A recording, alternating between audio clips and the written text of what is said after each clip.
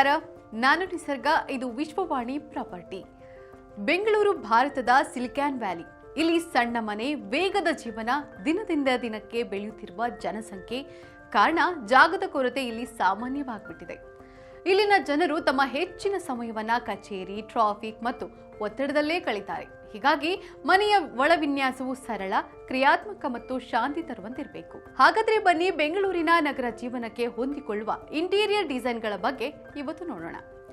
ಅಂದಹಾಗೆ ಈ ಸಲಹೆಗಳು 1 BHK ಅಂತಹ ಕಾಂಪ್ಯಾಕ್ಟ್ ಮನೆಗಳಿಗೆ ಸೂಕ್ತವಾಗಿದೆ. ಮೊದಲಿಗೆ ಸ್ಥಳಾವಕಾಶದ ಸೂಕ್ತ ಬಳಕೆ ಬಹಳ ಮುಖ್ಯ. ಇದಕ್ಕಾಗಿ ಮಲ್ಟಿ ಫಂಕ್ಷನಲ್ ಫರ್ನಿಚರ್ ಅಂದ್ರೆ ಸೋಫಾ, ಬೆಡ್, ಫೋಲ್ಡಿಂಗ್ ಟೇಬಲ್ ಆಯ್ಕೆ ಮಾಡಿ. ವಾಲ್ ಶೆಲ್ಫ್ ಮತ್ತು ಸ್ಟೋರೇಜ್ ಬಾಕ್ಸ್ಗಳು ಇಕ್ಕಟ್ಟನ್ನು ಕಡಿಮೆ ಮಾಡುತ್ತೆ. ನಂತರ ಗೋಡೆ ಬಣ್ಣಗಳ ಆಯ್ಕೆ ಬಗ್ಗೆ ಗಮನಿಸಬೇಕು.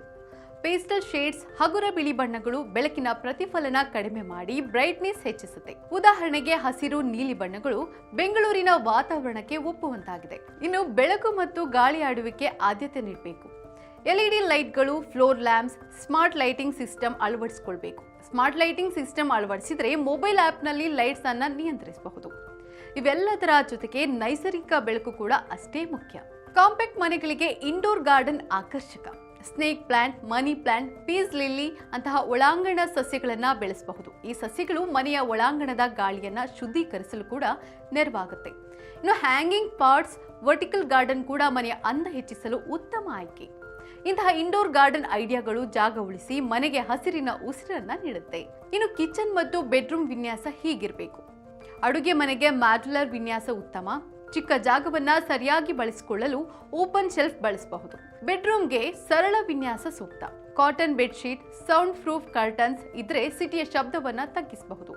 ಐಕಿಯಾ ಸ್ಟೋರ್ ಮತ್ತು ಸ್ಥಳೀಯ ಮಳಿಗೆಗಳಿಂದ ಅತ್ಯಾಧುನಿಕ ಫರ್ನಿಚರ್ ಖರೀದಿಸಬಹುದು. ಕಡಿಮೆ ಬಜೆಟ್ನಲ್ಲಿ ಟ್ರೆಂಡಿಂಗ್ ಎನಿಸುವ ಫರ್ನಿಚರ್ ಆಯ್ಕೆ ಮಾಡಬಹುದು. ಅಂತಿಮವಾಗಿ ಹೇಳೋದಾದ್ರೆ, ಸಣ್ಣ ಮನೆ ಅಂದ್ರೆ ಸೌಂದರ್ಯ ಕಡಿಮೆ ಅಂತಲ್ಲ, ಸರಿಯಾದ ವಿನ್ಯಾಸ, ಬಣ್ಣ, ಬೆಳಕು ಮತ್ತು ಸಸ್ಯಗಳಿಂದ ನೀವು ಮನೆಯಲ್ಲಿ ಶಾಂತಿಯ ವಾತಾವರಣವನ್ನು ತಂದುಕೊಳ್ಳಬಹುದು. ಇಂತಹ ಇನ್ನಷ್ಟು ಮನೆ, ಪ್ರಾಪರ್ಟಿ ಮತ್ತು ಇಂಟೀರಿಯರ್ ವಿಷಯಗಳಿಗಾಗಿ ಈ ಚಾನೆಲ್ ಅನ್ನು ಸಬ್ಸ್ಕ್ರೈಬ್ ಮಾಡಿ. ಧನ್ಯವಾದ.